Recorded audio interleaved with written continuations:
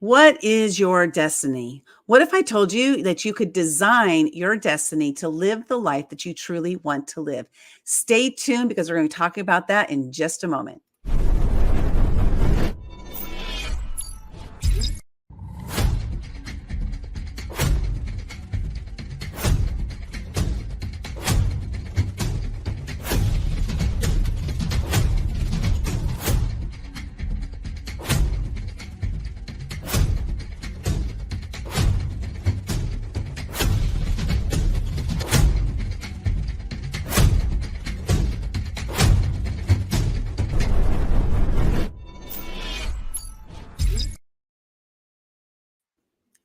Hi there. I am Linda Sunshine West. I'm the founder and CEO of Action Takers Publishing, and I'm excited to introduce to you one of the authors in our book, The Book I Read, Volume 2, which is Stories of Transformation.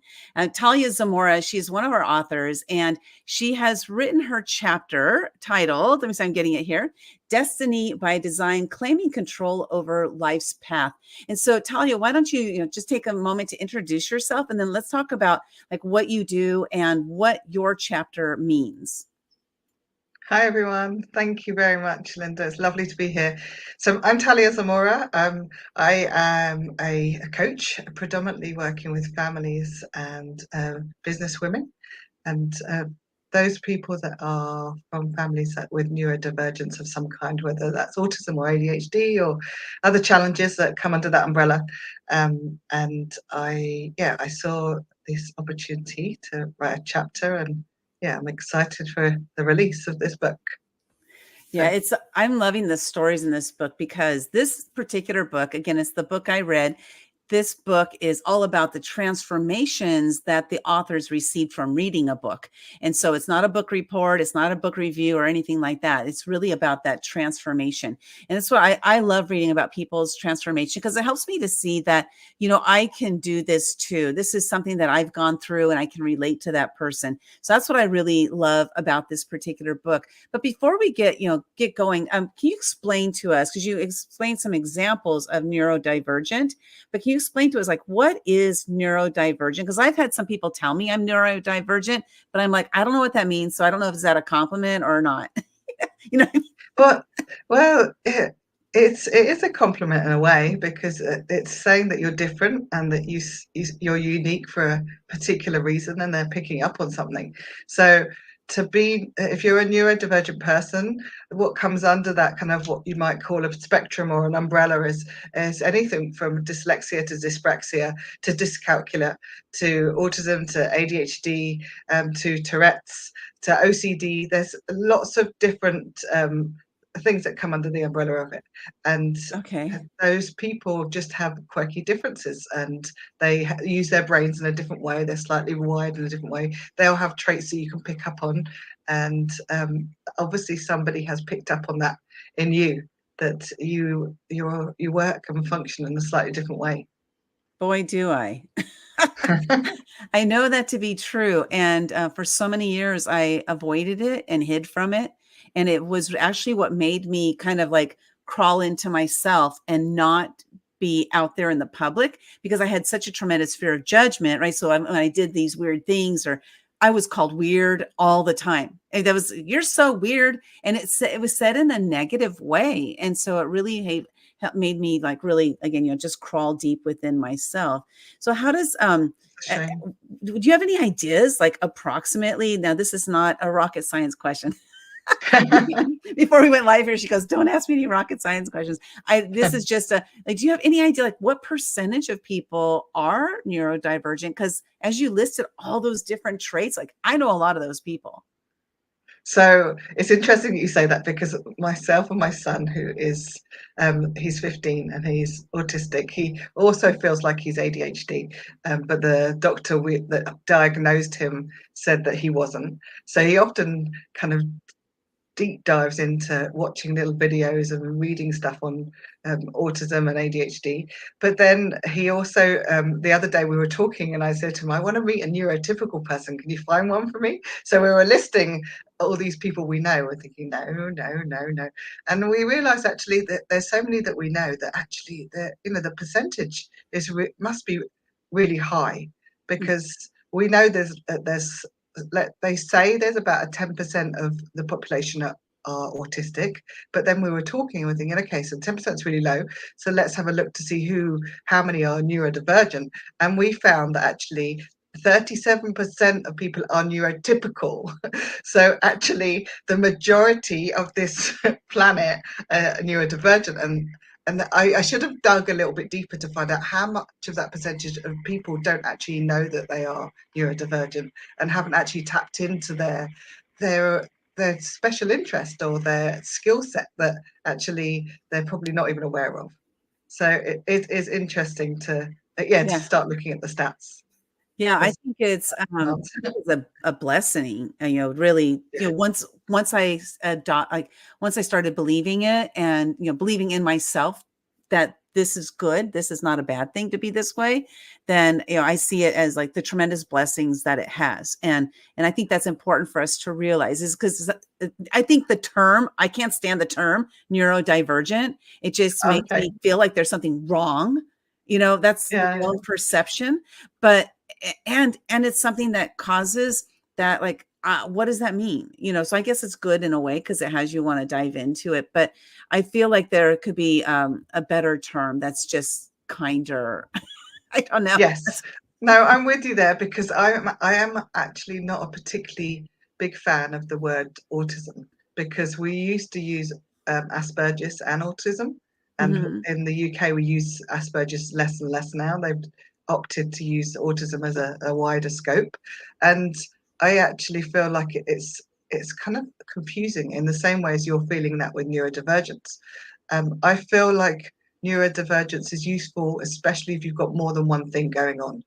And it's a shame that it comes across negative, but I do understand the way you feel about it. Yeah, and in many ways, I'm hoping in the future that there'll be other words that we can use, Yeah. so we feel a little bit more understanding, under and the understanding to be not so maybe hostile. That it's easy, it's simple, easy, that it's actually not such a big deal. That what there's so many of us that have got slight differences, and that's okay.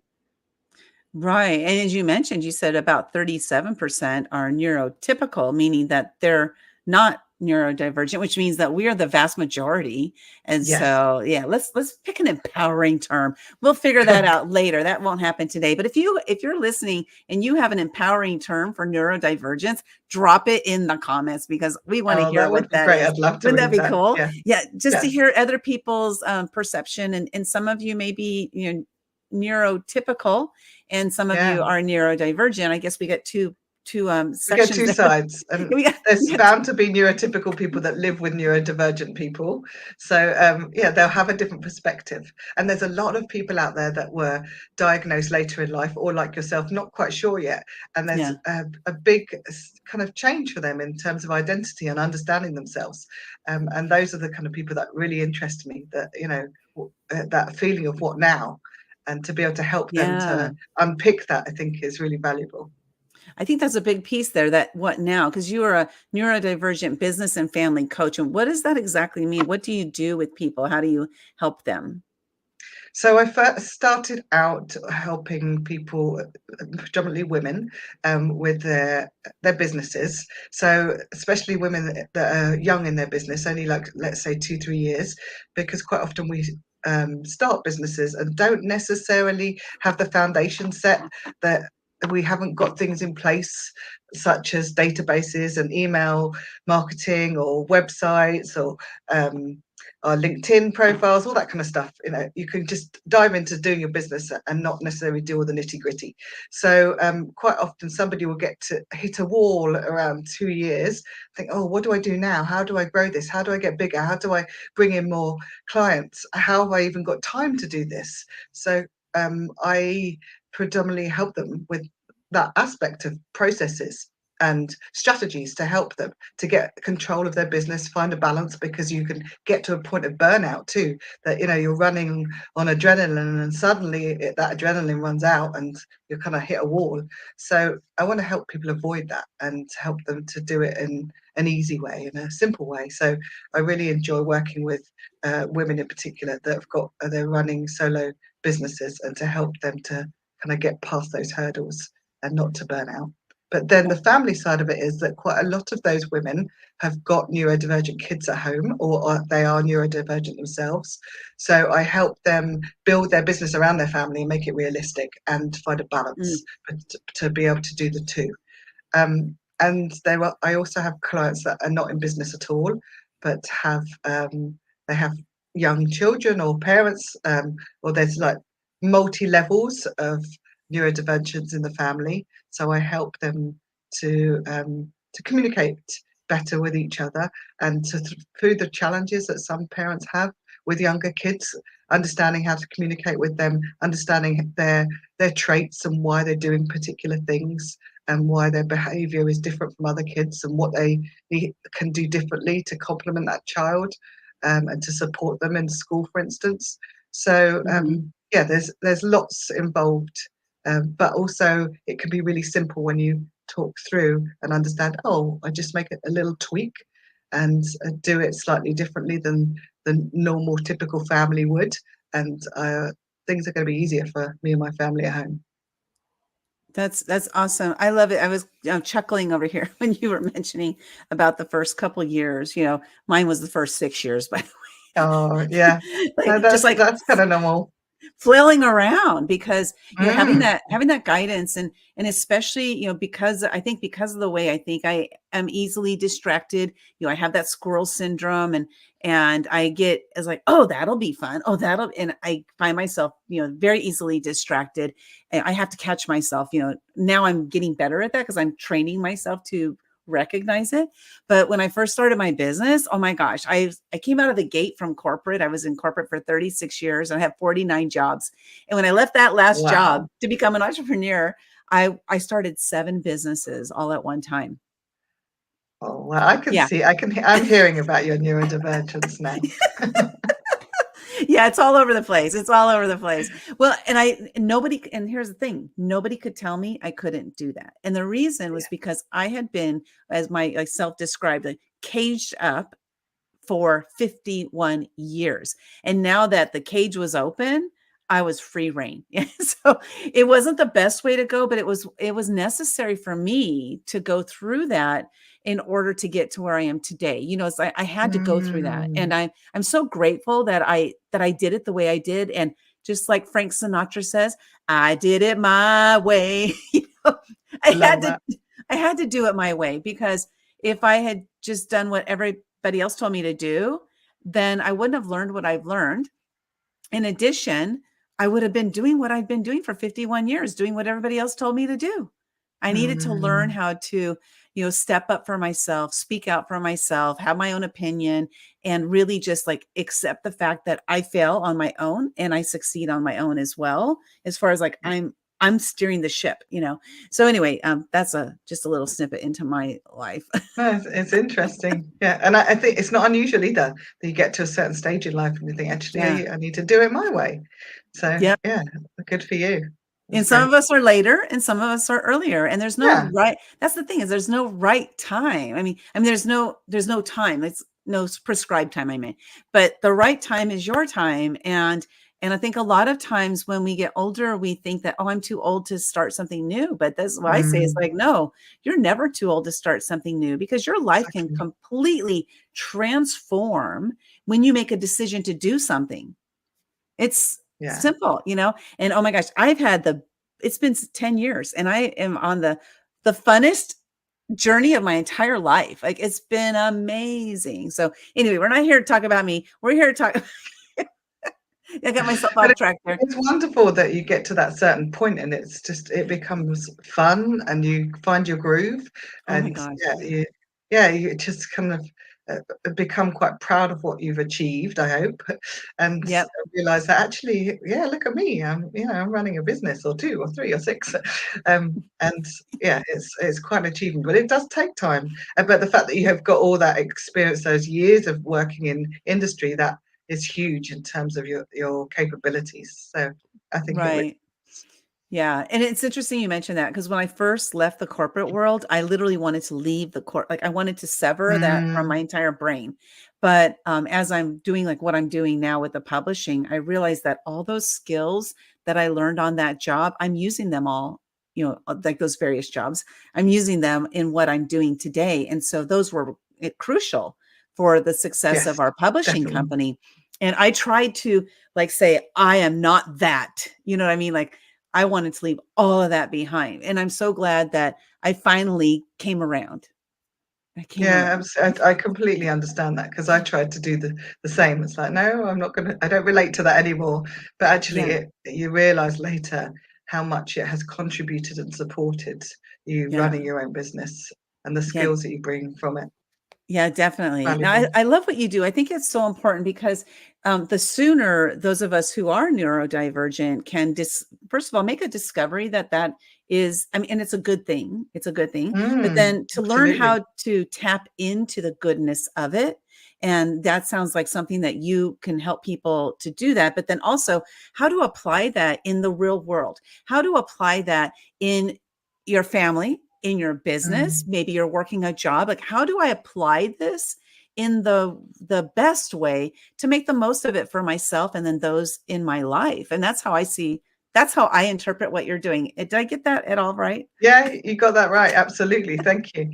Yeah, it is. It's all about how you connect with other people and how you use your own skills, tap into your own personality, understand that part of it. A lot of people that are neurodivergent will mask and they will mirror and try and fit in with others, and that can be really quite exhausting for them. Yeah. So understanding that about yourself, giving yourself breaks in between and not having, let's say, 4 family busy days of celebrations or anniversaries, for example, knowing that yourself that's going to be really exhausting because you're trying to fit in with others and not necessarily able to be with yourself all the time. It's a shame that that's what happens, but it also being self-aware to take care of yourself is really important too. Yeah. I Um, love how you shared that because um, I was one of the greatest people pleasers. I would mm, make sure that I was following suit of everybody. And just like you said, it was exhausting. And it wasn't until I realized that I don't have to be a people pleaser, in order for people to like me. And that was actually a big lesson for me to learn is that by me being me, like people will like me or not, and either way it's okay because I just need to show up as myself. And that was when I was able to go to events and stuff like that. And it's kind of interesting because I didn't even realize it until just now when you mentioned that. But I go to events and I get lit up instead of drained. Like I used to be drained, but the difference now is that I'm showing up as me and I'm not trying to please anybody. I'm not trying to be molded into what I think they want me to be. And now I get energized. It's yeah. an amazing difference. Like just like you mentioned, once you know who you are and you show up as Also, that one of the person. other reasons is you've met your people. You've connected with your Yes. people that you actually really appreciate, and the energy that they have is kind of aligned with yours, and you feel comfortable with them. So, Yeah. whereas perhaps if you were in a room full of maybe 20-something-year-olds that have all just graduated, they're not necessarily your people, and the energy that it takes for you to be there and show up and you know have conversation is not going to be as easy as some of the events that you are going to with your people. Oh, that's a So great point too. Oh, you got lots of great points. Okay. Which is good, right? That's important. Like one things I like to say is that, if you know who you want to be surrounded by, go where they are. Like exactly. it's so Yes. simple, but yet oftentimes we find ourselves back in the situations like we allow Like you did with ourselves the corporate world. yeah, And I did the same. Keep on going 49 back. Keep on. times. Yeah, I I didn't do it 49 times, but I did stay in the corporate world for years, and I was Mhm. working in business improvement, which is great because it's helped me as a business coach. But it wasn't really something that lit me up. And the people that I worked with, it was a challenge for me to be with them and work with them because they really weren't my kind of people. So Yeah. yeah, Yeah. it makes such a difference when you find people that you can connect with.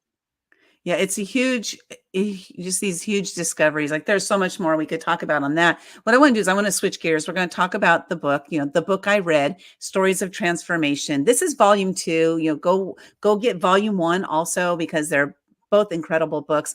And in this particular book, first of all, you can get your copy plus free gifts from our authors at actiontakerspublishing.com/TBIR, which stands for The Book I Read, TBIR. Go over there and get those free gifts. And also once, when the book is available, we'll reach out to you to let you know how you can purchase a copy of it. Now, in this particular book, Talia, your chapter is titled Destiny by Design, Claiming Control Over Life's Path. Why don't you share with us, like, what does that title mean? And what is the book that you read that created that transformation for you? Okay, so the title, it comes from really your own inner strength and taking control of your life and being able to believe in yourself and to follow your path.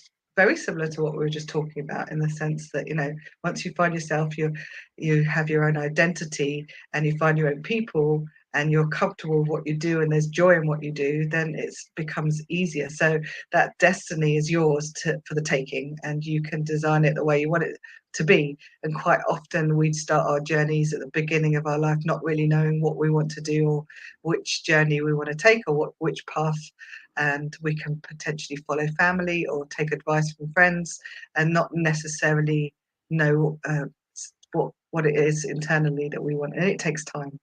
So this book has helped me in terms of claiming that control and realizing that actually if you have a little faith, you can achieve what you want to achieve. And I read it quite a few years ago, not realizing that the strength of it until now, until I've been asked to write about it, and it's kind of brought the story out for me and helped me realize how much it made an impact on me and how much it stayed with me. One of the things I mentioned about The Alchemist in the chapter that I wrote is that actually a lot of books, especially because of my own memory, because I have dyslexia and I don't have the greatest of memories. So when I read books, I love them and I can remember the title of them and remember that I loved it and really enjoyed it and recommend it to others. But I don't necessarily remember the detail of it and why I enjoyed it. And this one in particular has stayed with me. And that the essence of it really make an impact. And it's definitely something that I've appreciated year on year. In the sense, so the story is essentially about a boy that is a shepherd, and it doesn't really say the year, but it actually does make you feel like it's come from years ago. And he is on a journey to find his own legacy, is the word they use in the book. And on that journey, he is trying to decide what he wants from his life. And the reason he's chosen to be a shepherd is because he wants to travel. So when he's a shepherd, he gets to move from one place to another and meet new people, and sell the wool from off the sheep's back.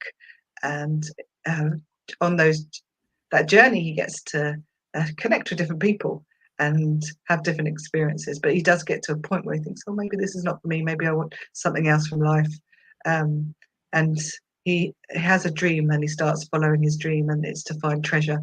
So, and during the book, we understand his lessons that he's learning and what he's experiencing, and the love that he has for people, and the mistakes he makes as well on the way, and what he appreciates about those mistakes for himself, and what holds him back and what helps him to progress. So it's wonderful to read. It's really heartwarming that he survives certain challenges, and then I won't spoil the end, because it's very tempting to say a big part of that book and what happens. But it's definitely worth a read, just to come away feeling, oh, yeah, that's really motivating. Something that I can learn from, something that there's real messages in there that I can take away and I can put into my own life and take more control over my own destiny. So I love it for that, the simplicity, really, that it's not overly complicated, and it's very heartwarming and encouraging. That's awesome. I have not read the book. I've heard about it. And so, thank you for bringing it to us, to talk about. And I didn't know anything about what the book was about. So thanks for sharing that little story of that.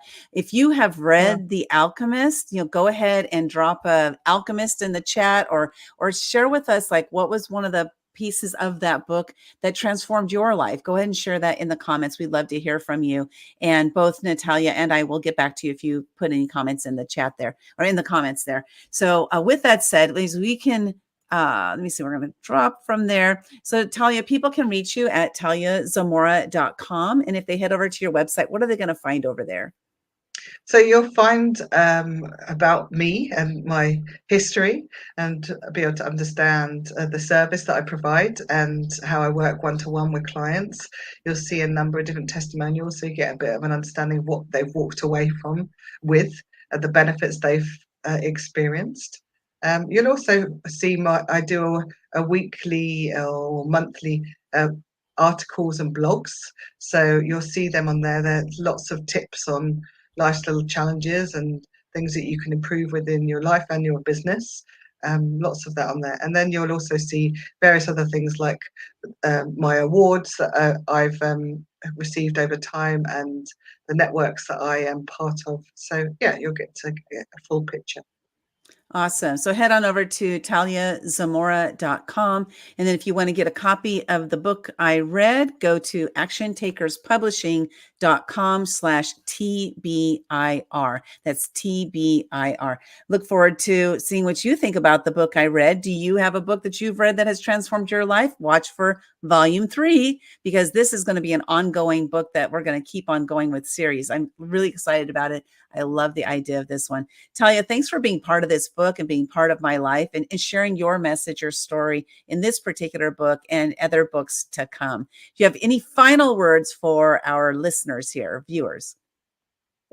Just to say, if you've got a story to share, then Linda's a great person to connect with, and I think it's a great way to do something short and easy. Whereas it's really good to be able to share a story in such a nice, succinct way with other people. So I really appreciate being able to share my story. Thank you so much again for being part of this, and stick around. We got some people that have something they want to share with you.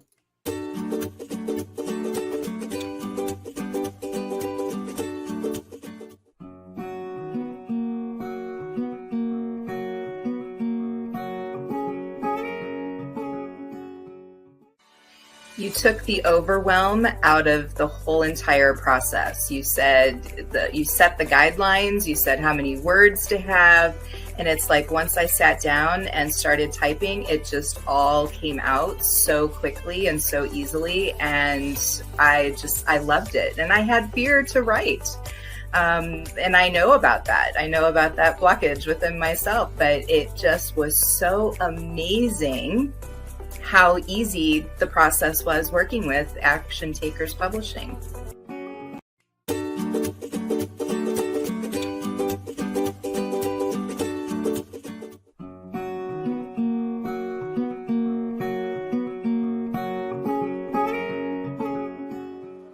This opportunity came out of nowhere, but it brought so much to my life, just knowing you guys and just meeting with all the authors. But to be able to put my story out there, and just it's like one of these things where you start doing it, you can't stop. So I'm going to be in the next book. It's just, the whole process is easy. You feel support, and it's just like being #1 seller. It just feels amazing.